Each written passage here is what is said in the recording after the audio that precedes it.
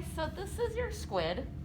Um, and they actually, so their tentacles are down here and they're already partially cut open.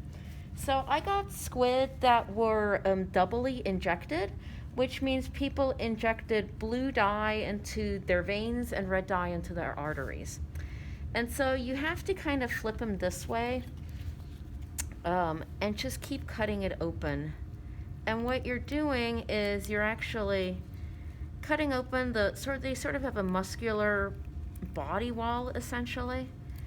Um, and because they are so muscular, you really have to pin them down.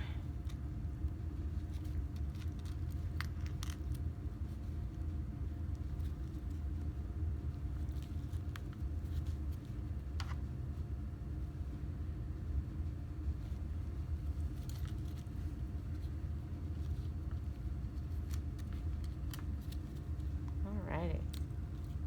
And so you also have to dissect out the different organs basically, because you can see how they're all sort of held together by these really thin sheets. And so those are the mesenteries.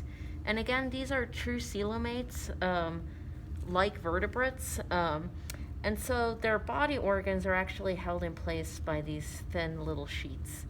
And what you're looking at here first are the gills. So you can see they look really feathery, and that those are just the capillaries. And so the red feathery gills would be the one where you have oxygenated blood, and the blue ones are the deoxygenated blood.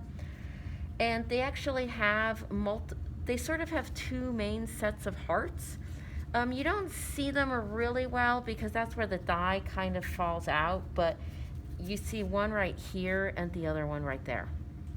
But to see the other organs, you really have to first pull these out. And so yeah, what I'll do is we'll take pictures at different levels of the dissection. So on this first picture, you'll see the gills, and then there'll be a second one where I have pulled them out and you see the other organs.